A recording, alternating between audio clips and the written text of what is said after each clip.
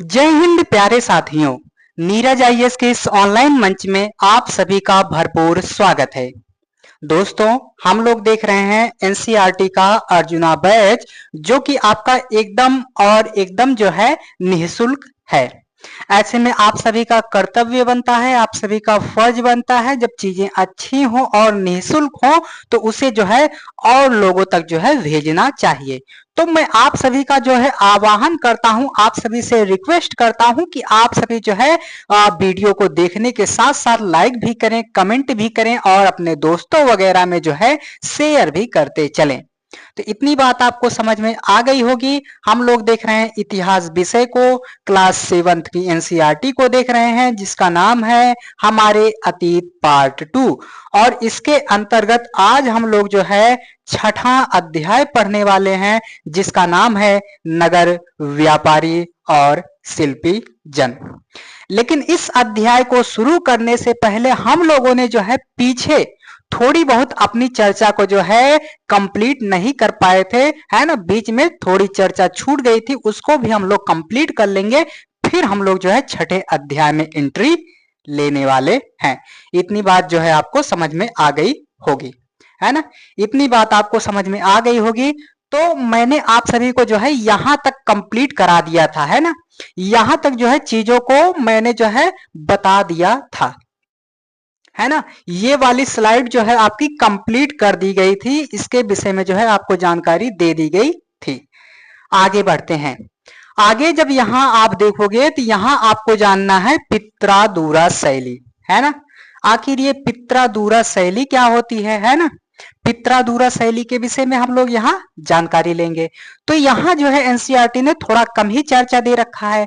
तो ऐसे में हम सभी का कर्तव्य बनता है, फर्ज बनता है कि इसे हम लोग जो है यहाँ बस इसकी थोड़ी बहुत जानकारी ले लें। बाकी आर्ट एंड कल्चर के विषय में जो है ना, जब उसको पढ़ेंगे तब हम इसका जो है विस्तृत विस्तार वे में जो है अध्ययन करने वाले हैं। तो यहाँ हमें थोड़ा बहुत जान लेना चाहिए।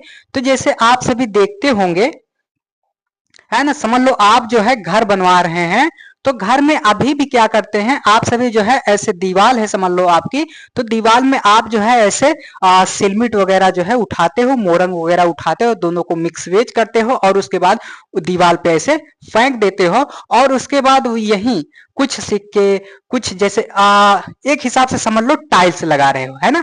जैसे ये दीवार है, दीवार में क्या करते हो कि ऐसे जो है सिलमिट मोरंग वगैरह लगाया या कुछ अलग से जो है मटेरियल लगाया और उसके बाद जो है टाइल्स को ऐसे जो है लगा दिया जाता है, सजा दिया जाता है। जब टाइल्स सजा दिया जाता है तो देखने में अच्छा लगता है। और कोई कोई क्या करते हैं कि सिक्का वगैरह, पैसा वगैरह जो है उसमें लगा देते हैं, है ना, फर्श के आसपास, या और भी जो है तरह तरह की सजावट वाली सामग्रियां जो है ऐसे लगा देते हैं। तो ये कुछ नहीं है, ये वही चीज है ना। ये पित्रादूरा और कुछ नहीं, बस वही है। तो यहाँ कहा जा रहा है संगमरमर अथवा बलुआ पत्थर पर रंगीन ठोस पत्थरों को जो है दबाकर बनाए गए सुंदर तथा अलंकृत नमूने होते थे। ये सुंदर सुंदर जो है छोटे छोटे पत्थर होते थे और पित्रादूरा शैली के अंतर्गत जो है उन्हें जड़ दिया जाता है, तो देखने में काफी अच्छे लगते हैं। आप सभी ने देखा होगा जब ताजमहल वगैरह देखने गए होंगे तो तमाम जगह जो है इसका प्रयोग वगैरह आपको देखने को मिलता है। ये छोटे छोटे एकदम पत्थर रहते हैं और उसको सजा कर जो है काफी अच्छी तरीके से जो है चित्रांकन किया जाता है, चीजों को लगाया जाता है। तो यहाँ एक बात आपको और जाननी है कि पौराणिक यूनानी देवता आर्फियस को जो है वीणा बजाते हुए जो ये बादशाह वगैरह लोग थे, ये अपने सिंहासन के पीछे जो है उनका चित्र वगैरह जो है बनवाते थे। ऐसा कहा जाता है कि आर्फियस जब अपना वीणा वगैरह बजाते थे, जब उनका संगीत जो है चालू होता था, जब वो संगीत में लिप्त होते थे, तमाम बातें जब करते रहते थे, यानी कि संगीत के क्षेत्र में जब उतरते थे, तो वो जब वीणा बजाते थे, उनका संगीत सुनकर जो है काफी खतरनाक खतरनाक जानवर जो हैं वो भी कंट्रोल में आ जाते थे, वो भी काबू में आ जाते थे और सब मिलकर जो है आपस में रहने लगते थे, है ना। कितनी बेहतरीन बात जो है यहाँ बताने का प्रयास किया जा रहा है ना। तो साथ में जो है साथ में मिल बांट कर रहने लगते थे, खतरनाक से खतरनाक जानवर, तो आप सोच सकते हो। तो इसीलिए जो है इसको इसने अपने सिंहासन के पीछे इसलिए लगाया था ताकि जो है किसी के साथ नाइंसाफी वगैरह ना हो, है ना, ताकि सबको जो है समान मात्रा में सद्भाव पूर्ण जो है न्याय वगैरह जो है प्राप्त हो सके। बाकी और भी बहुत सारी बातें कही गई होंगी, तो इतना आप सभी आराम से देखिए समझिए, है ना, कुछ चीजें मैं आप पर भी छोड़ दे रहा हूं। आगे यहाँ कहा जा रहा है शासन के आरंभिक वर्षों में शाहजहां की राजधानी आगरा थी, है ना, ये भी जान लो। इस शहर में जो है विशिष्ट वर्गों ने अपने घरों का निर्माण यमुना नदी के तटों पर करवाया था। इनका निर्माण जो है चार बाग शैली रचना के ही समान औपचारिक बागों के बीच में हुआ था।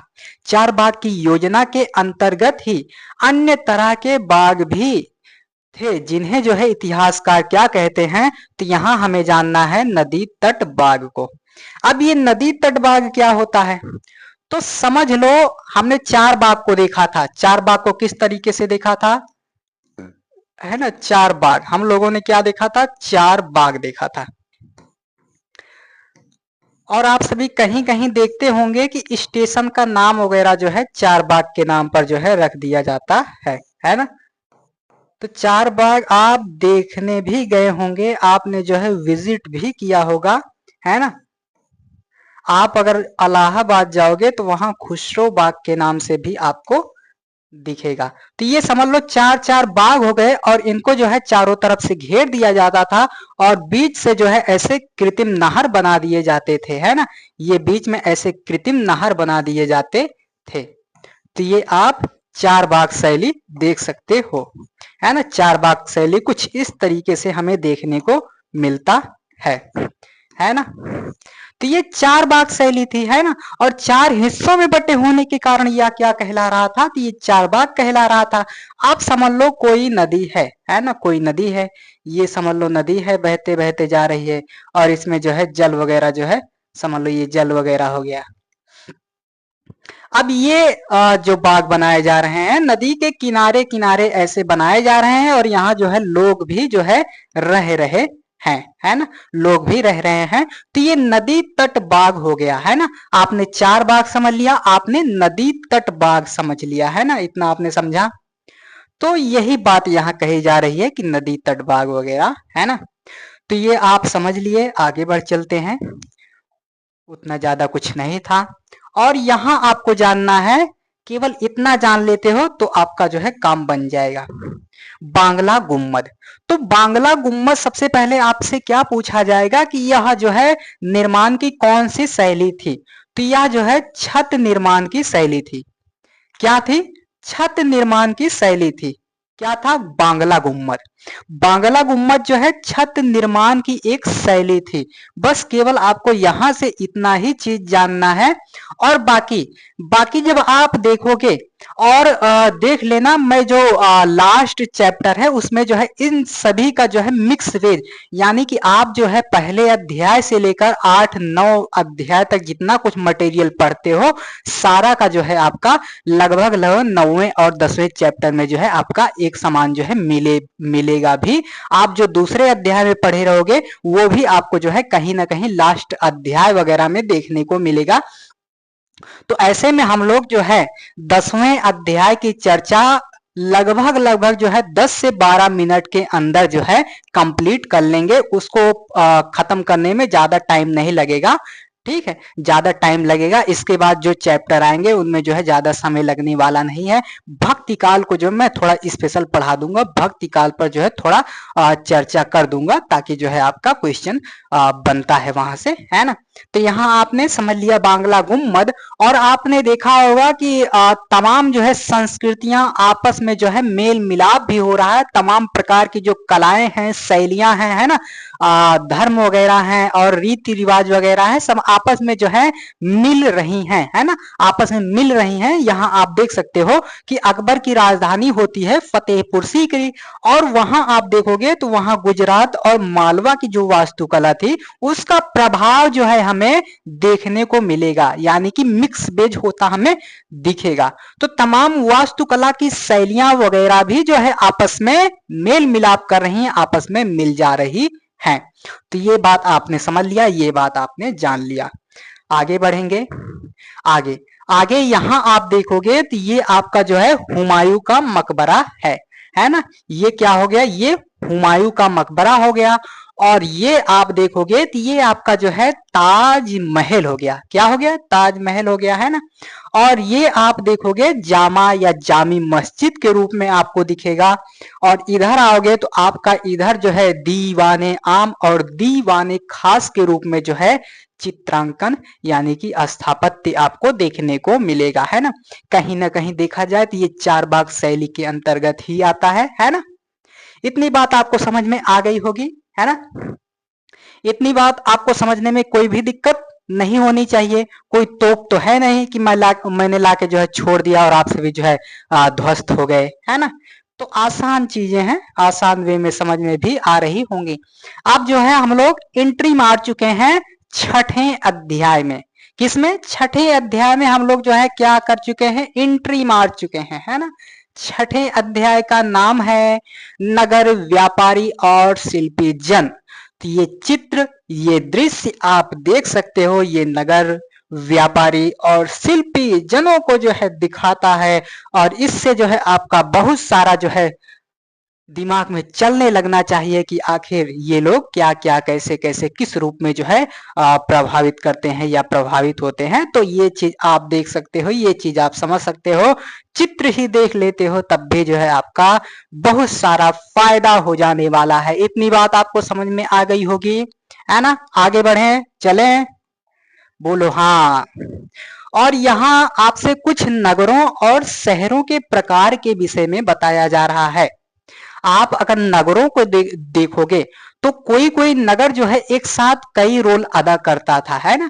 वह प्रशासनिक नगर भी होता था, है ना। वह व्यापारिक केंद्र वगैरह भी होता था, वह मंदिर नगर भी होता था, वह पत्तन नगर भी होता था, है ना।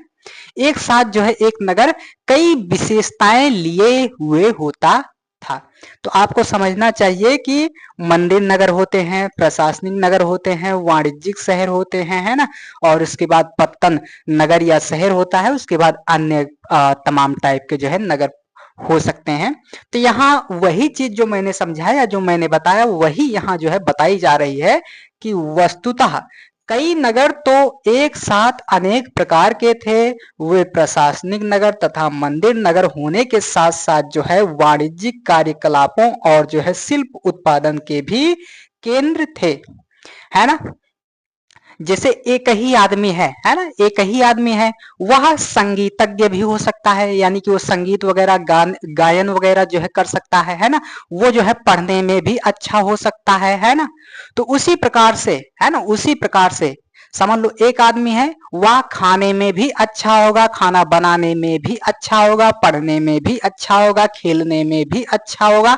कई विशेषताएं जो है उसमें विद्यमान रहती हैं। तो उसी प्रकार से आप समझ सकते हो कि एक नगर या एक जो है शहर कई चीजों के लिए जो है फेमस हो सकता है, कई टाइप का जो है वो नगर हो सकता है, नगर कहला सकता है। समझ में आ गई होगी बात। तो यहाँ दो चार उदाहरण मैं दे दे रहा हूं। जैसे तंजावुर को देखोगे, कांचीपुरम को देखोगे और तिरुपति को देखोगे तो ये आपके मंदिर नगर की श्रेणी में आते हैं। वहीं अगर आप मसूलीपट्टनम या मछलीपट्टनम को देखोगे तो यह जो है व्यापारिक बंदरगाह तथा, है ना, व्यापारिक बंदरगाह तथा वाणिज्यिक शहर भी था, है ना। तो इसके अंदर जो है दोहरी विशेषता भी पाई जा रही है। तो इस तरीके से जो है कोई उतनी बड़ी तोप नहीं है जो आपको समझ में ना आए। तो ये बात आपको समझ में आ गई होगी। आगे हम लोग पढ़ने वाले हैं लुप्त मोम तकनीक, है ना। इसकी चर्चा जो है मैंने आपको यहीं लिखा भी होगा अध्याय 2 में। अध्याय 2 में जो है इसकी चर्चा मैंने थोड़ी बहुत दे दी है, काफी चर्चा दे दी है। तो लुप्त मोम तकनीक क्या होती थी, समझ लो। ये पहला राउंड हो गया, है ना।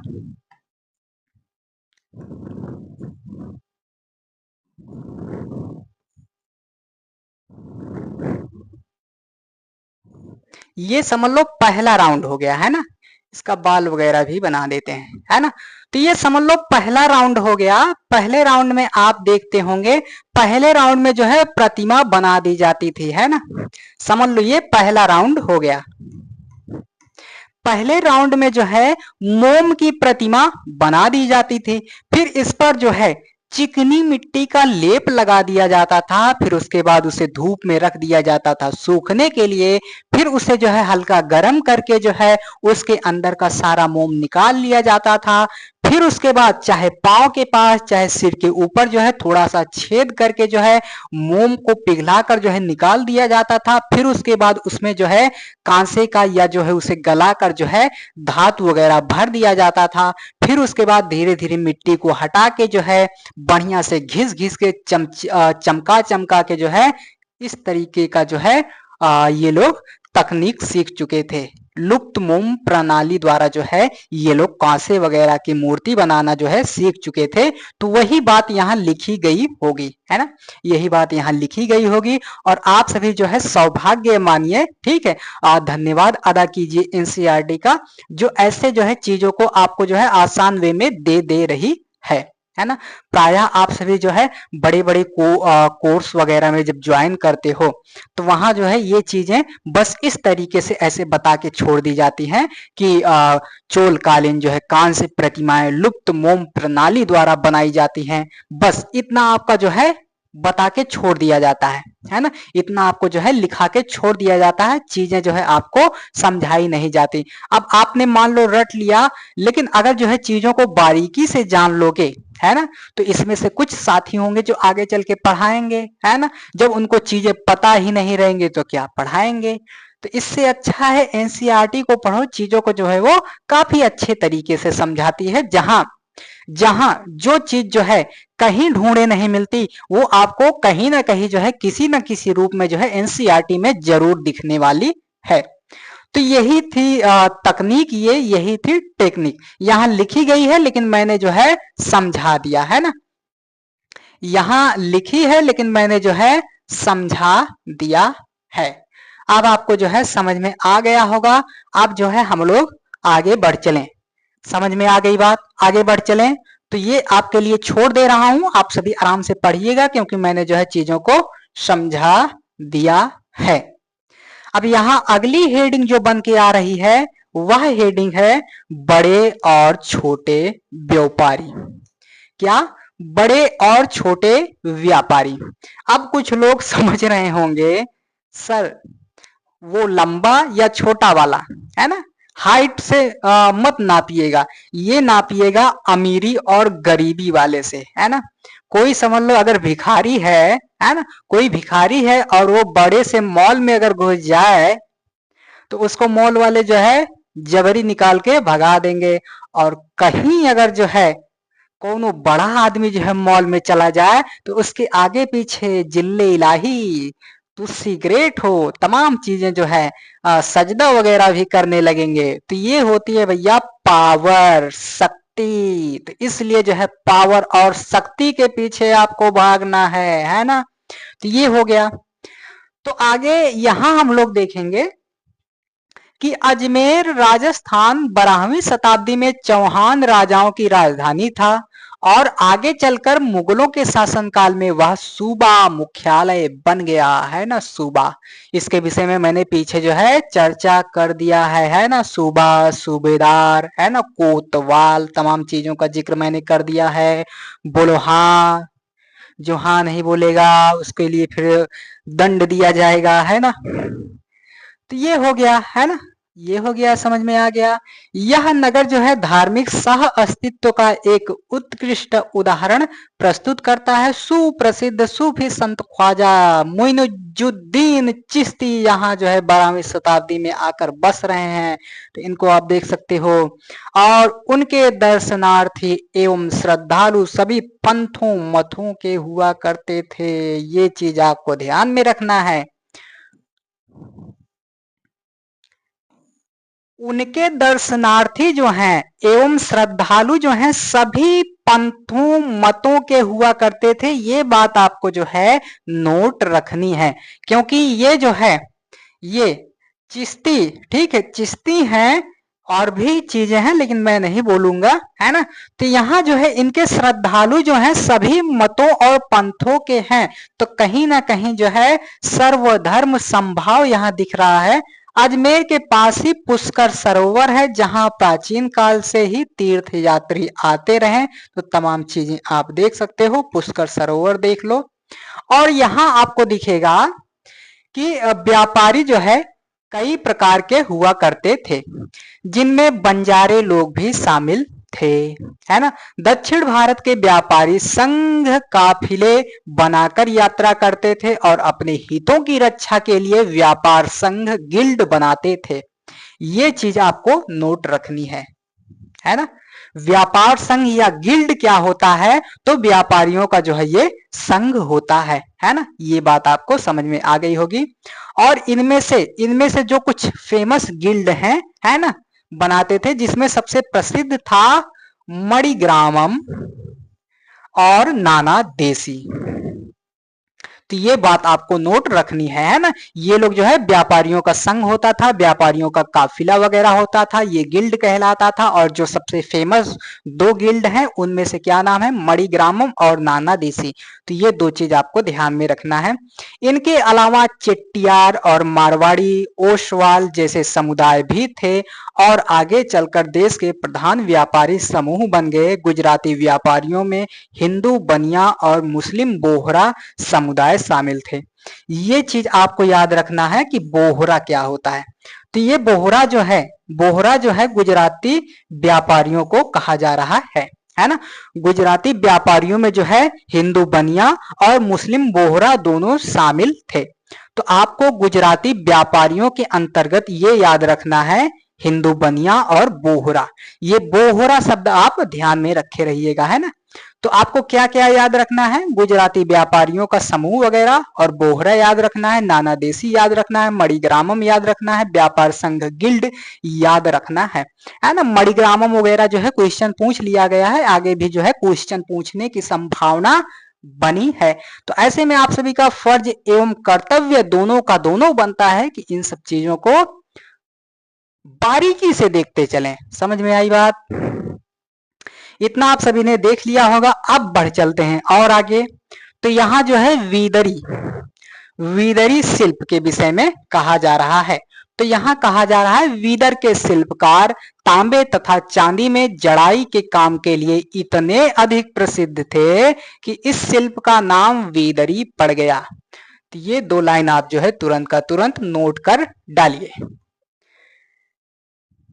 पांचाल अर्थात विश्वकर्मा, आगे बढ़ते हैं। पांचाल एवं विश्वकर्मा समुदाय जिसमें सुनार, कसेरे, लोहार, राजमिस्त्री और बढ़ई शामिल थे, मंदिरों के निर्माण के लिए आवश्यक थे। तो आपसे दूसरा क्वेश्चन क्या बन सकता है कि ये जो विश्वकर्मा है ना, विश्वकर्मा समुदाय है, इसमें कौन कौन शामिल होते हैं। तो सुनार, कसेरे, लोहार वगैरह तमाम चीजें आ सकती हैं। इसके अलावा वे राजमहलों, बड़े बड़े भवनों, तालाबों और जलाशयों के निर्माण में भी अपनी महत्वपूर्ण भूमिका अदा करते थे। इसी प्रकार सालियार या कैकोलार जैसे बुनकर भी समृद्धशाली समुदाय बन गए थे। आपको दो शब्द और यहाँ नोट कर लेना है, सालियार और कैकोलार। क्या याद रखना है, सालियार और कैकोलार, ये क्या थे, बुनकर थे, है ना, बुनकर समुदाय थे जो कि बाद में समृद्धशाली वगैरह बन गए। तो ये दो शब्द आपको याद रखना है, सालियार और जो है कैकोलार। तो ये बुनकर समुदाय थे, ये बाद में जो है समृद्धशाली समुदाय बन गए थे और वे मंदिरों को भारी दान दक्षिणा दिया करते थे। वस्त्र निर्माण से संबंधित कुछ अन्य कार्य जैसे कपास को साफ वगैरह करना, तमाम बातें और भी लिखी गई हैं। और यहाँ जो है आप देख सकते हो पीतल के इस मोमबत्ती दान, है ना, देखने में ऐसा लग रहा है कि मोमबत्ता दान है ये, है ना है ना, मोमबत्ती दान कहीं से लग रहा है आपको, देखो एक बार बताओ, सच सच बताना, दिल से बताना, सच सच बोलना, सच सच बोलो, आज सच सच बोलो, है, साफ साफ बोल दो, ये मोमबत्ती दान लग रहा है कि मोमबत्ता दान। मुझे तो देखने में भैया मोमबत्ता दान लग रहा है, क्योंकि काफी भारी भरकम लग रहा है। आगे बढ़ेंगे, आगे यहाँ आपसे हम्पी के विषय में जो है चर्चा की जा रही है हम्पी की वास्तुकला। तो यहाँ आप देखोगे कि हम्पी नगर जो है कृष्णा और तुंगभद्रा नदियों की घाटी में जो है स्थित है। यह नगर 1336 में जो है हरियर और बुक्का नामक दो भाई मिलकर जो है विजयनगर साम्राज्य वगैरह की जो है नींव रखते हैं। तो उसी विषय में जो है बहुत सारी बातें कही गई हैं, लेकिन आपको जो बात याद रखना है वो है कि कहीं भी गारे चूने जैसे किसी भी जोड़ने वाले मसाले का प्रयोग नहीं किया गया है। ये आप देख सकते हो, है ना। ये हम्पी की वास्तुकला आप देख सकते हो। हम्पी की वास्तुकला में अगर आप देखोगे तो कहीं भी गारे चूने जैसे किसी भी जोड़ने वाले मसाले वगैरह का प्रयोग बिल्कुल भी नहीं किया गया है। तो अब कहोगे गुरुजी तो इट्टिका कैसे है, रुका कैसे है, अब तक तो इसे गिर जाना चाहिए, है ना। बहुत लोग तो गिराने के चक्कर में होंगे। तो गिर कैसे नहीं रहा है, तो ये लोग जो है आपस में ऐसे गूंथ देते थे, है ना। जोड़ते नहीं थे, पत्थरों को जो है आपस में गूंथ देते थे और वो जो है मजबूती के साथ जो है पकड़ बना लेता था। तो देखो यहाँ लिखा भी गया है, शिलाखंडों को आपस में फंसा कर गूंथा गया था। और यहाँ एक बात आपको और नोट कर लेनी है कि हम्पी जो है यूनेस्को की विश्व विरासत स्थलों की सूची में जो है शामिल है। ये भी बात आपको समझ में आ गई। तो हम्पी की वास्तुकला के बारे में आपको ये 2-3 बिंदु जितना एनसीईआरटी ने दे रखा है इतना आपको जान लेना है। और हम्पी जो है इस समय वर्तमान में कहाँ है, तो कर्नाटक में है। इतनी बात केवल यहाँ से हम्पी के विषय में आपको जानना था, हम्पी के विषय में समझना था। अब हम्पी जो है आपको एकदम समझ में आ गया होगा। हम्पी के विषय में जो है आपको दोबारा कुछ भी पढ़ने की जरूरत नहीं है यहाँ एनसीईआरटी में। बाकी अभी तो बहुत कुछ पढ़ना है ना। अभी तो पार्टी शुरू हुई है ना। अभी तो पार्टी शुरू हुई है। आगे यहाँ अगर हम सूरत की बात करेंगे तो सूरत जो है पश्चिम का प्रवेश द्वार है। ये जो है सूरत सिटी को जो है आप एक बार निहार सकते हो, एक बार देख सकते हो। तो यहाँ तमाम बातें जो है कही जा रही हैं और आप देखोगे अंग्रेज वगैरह डच वगैरह जो है आते हैं तो यहाँ जो है अपना कारखाना वगैरह जो है खोलने का प्रयास वगैरह करते हैं। तो यहाँ देखोगे सूरत को जो है मक्का का प्रस्थान द्वार भी कहा जाता था, क्योंकि बहुत से हज यात्री जहाज से यहीं से रवाना होते थे, है ना। तो तमाम बातें और भी जो है इसके विषय में कही गई है। किसके विषय में, तो गुजरात के विषय में कही गई है। तो आप जो है ना गुजरात सूरत के विषय में जो है और फिर से जो है इतना दिया गया है, आप सभी जो है इसे पढ़ लेना एक बार, है ना। जिनके पास एनसीईआरटी नहीं होगी तो इसलिए जो है मैं कुछ चीजों को जो है एक्स्ट्रा ला देता हूँ, ज्यादा ला देता हूँ, ताकि वो लोग जो है चीजों को पढ़ सकें, चीजों को जान सकें। नहीं तो मैं सारा का सारा अगर बाहर ही कर दूंगा तो उन लोगों के लिए जो है थोड़ा दिक्कत आ जाएगी कि सर आपने तो ये चीज बताया ही नहीं। तो इसमें से एक आध दो पॉइंट जो है जरूरी है, बाकी ये सारा कूड़ा करकट मैं आपके लिए उठा के लाया था कि आप सभी देख लेना बाद में। इतनी बात आपको समझ में आ गई होगी। आगे यहाँ आपसे कहा जा रहा है मसूलीपट्टनम या मछलीपट्टनम जो है नगर कृष्णा नदी के डेल्टा पर स्थित है। अच्छा, 17वीं शताब्दी में यह भिन्न भिन्न प्रकार की गतिविधियों का नगर था। हॉलैंड और इंग्लैंड दोनों देशों की ईस्ट इंडिया कंपनियों ने जो है मसूलीपट्टनम पर नियंत्रण प्राप्त करने का प्रयत्न किया। तो ये दोनों ने प्रयत्न किया था। लेकिन एक बात जो आपको यहाँ नोट करनी है, एक बात जो आपको जानना है वह यह है कि मसूलीपट्टनम का किला जो है हॉलैंड वासियों ने जो है बनवाया था या बनाया था। तो आप देखोगे कि ये वाला जो है फैक्ट प्राय बहुत सी किताबों में जो है देखने को नहीं मिलता है, और देखने को अगर मिलता भी है तो कंफ्यूजन में जो है वो पड़ा रहता है, क्लियर नहीं रहता है। तो ऐसे में एनसीईआरटी ने जो है आपको दे रखा है, यहां से जो है एनसीईआरटी की औकात आपको समझ में आ रही होगी। और एनसीईआरटी से जो है कभी कभी जो है डायरेक्ट क्वेश्चन पूछ लिए जाते हैं, लेकिन एनसीईआरटी आप देख रहे होंगे कि एनसीईआरटी आपका दिमाग भी जो है बिल्ड अप कर रही है, आपको सोचने का एक अलग नजरिया भी जो है प्रदान कर रही है, एक अलग नजरिया भी दे रही है। तो इतना आप सभी ने समझ लिया, इतना आप सभी ने जान लिया। आगे यहाँ कहा जा रहा है गोलकुंडा के कुतुबशाही शासकों ने जो है कपड़ों, मसालों और अन्य चीजों की बिक्री पर जो है शाही एकाधिकार लागू किया, जिससे कि वहां का व्यापार पूरी तरह ईस्ट इंडिया कंपनी के हाथों में ना चला जाए। आप सभी को लगता होगा, है ना, आप सभी को लगता होगा कि अंग्रेजों के लिए जो है, अंग्रेजों को जो है कोई रोकने वाला टोकने वाला नहीं था, है ना, कि अंग्रेजों के सब सपोर्टर ही थे, ऐसा नहीं था। अंग्रेजों के विरोधी भी थे, है ना। ये लोग चाह रहे थे अंग्रेजों से, ये लोग पहले ही सतर्क रहते थे, लेकिन अब क्या करोगे जब सारे लोग जो है अंग्रेजों के पास ही चले जाओगे, तो ऐसे में जो है बहुत सारे शासक जो है अपने आप ही कमजोर होने लगेंगे। तो ऐसे में अंग्रेजों की शक्ति जो है बढ़ जाएगी, तो अंग्रेज जो है उन पर जाकर आक्रमण कर देंगे, उनको जो है अपने अंडर में ले लेंगे। तो कहीं ना कहीं जो है आसपास के इधर उधर के जो छोटे मोटे शासक वगैरह थे, वो भी जो है कंपनी की हरकतों के विषय में जान रहे थे, अंग्रेजों की नीतियों को वो लोग समझ रहे थे, और पहले ही देखो वो लोग कितने सतर्क यहाँ हमें दिख रहे हैं।